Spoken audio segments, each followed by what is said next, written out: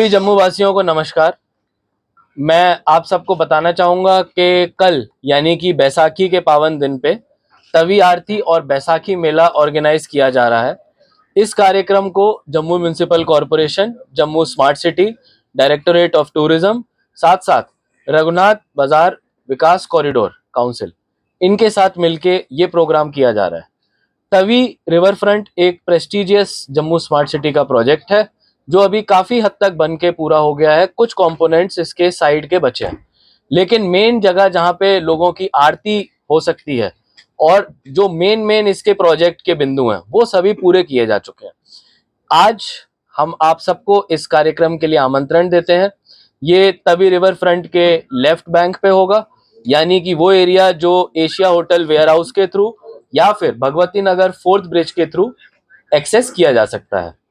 साथ साथ ये प्रोग्राम की मैं थोड़ी डिटेल्स आप लोगों को बताना चाहूंगा। 4:30 बजे के लगभग दंगल की शुरुआत होगी। आप सभी को पता है बैसाखी पे हिस्टोरिकली हमारे कल्चर में दंगल का आयोजन किया जाता है, तो हम कोशिश कर रहे हैं कि एक तरह से डोगरी कल्चर, डोगरी कुजीन को भी प्रमोट करें और उसके अंदर फैमिलीज के लिए फूड कोर्ट्स भी रहेंगे, बच्चों के लिए खेलने के स्पेसेस रहेंगे, जो कि बैसाखी मेले का पार्ट रहेगा। शाम को 6 बजे से तवी आरती की शुरुआत की जाएगी। तवी आरती पहली बार तवी नदी के घाट पे इतनी बड़ी आरती आयोजित की जाएगी। पहले भी तवी नदी की आरतियां होती रही हैं। ये जो रिवर फ्रंट का नया घाट बना है, इसको एक और भव्य तरीके से ऑर्गेनाइज किए जाने की एक छोटी सी कोशिश है। इसमें माननीय लेफ्टिनेंट गवर्नर साहब चीफ गेस्ट के रूप में आएंगे और पूरे जम्मू शहर से ज्यादा लोग आए और श्री रघुनाथ जी विकास काउंसिल के जो टीम है, उन्होंने बहुत ही मेहनत और लगन से अपने आचार्यों को ट्रेनिंग देके ये आरती का प्रोग्राम बनाया है। ये लगभग पौना घंटा 45 मिनट की आरती रहेगी, जिसमें कि आप सब अपने परिवारजनों के साथ आके उसको देख सकते हैं, उसको आनंद ले सकते हैं। और इसमें क्योंकि ये पहली बार हो रहा है, तो मेरी सभी लोगों से रिक्वेस्ट है, सभी मीडिया पर्सन से भी रिक्वेस्ट है कि हम लोग कोशिश करें कि ज्यादा से ज्यादा लोगों को इसके बारे में पता चले और लोगों की भागीदारी इसमें बढ़े। सर, इसका रूट कौन सा रहने वाला है, ये बताइए जरा। कहाँ, किस जगह से, कहाँ से आ सकते हैं लोग वहाँ पे आरती में शामिल होने के लिए? और क्या ये फ्री ऑफ कॉस्ट है? कोई एंट्री फीस तो नहीं है? कोई भी एंट्री फीस नहीं है, इसमें कोई भी एंट्री फीस नहीं है और ये पूरा का पूरा इवेंट पूरी पब्लिक के लिए खुला हुआ है। और मैं आपको बताना चाहूंगा कि जैसा शुरुआत में बैसाखी मेले का आयोजन होगा, ये प्रोग्राम 4:30 बजे से शुरू होगा। तो अगर हम एशिया होटल और वेयर हाउस के एरिया से आते हैं तो वहां पे जो रिवर फ्रंट का रूट है वो हमने लेना है। अगर हम फोर्थ ब्रिज से नीचे उतर के जब हम आगे आते हैं तो वहां से भी एक एंट्री पॉइंट बनाया हुआ है।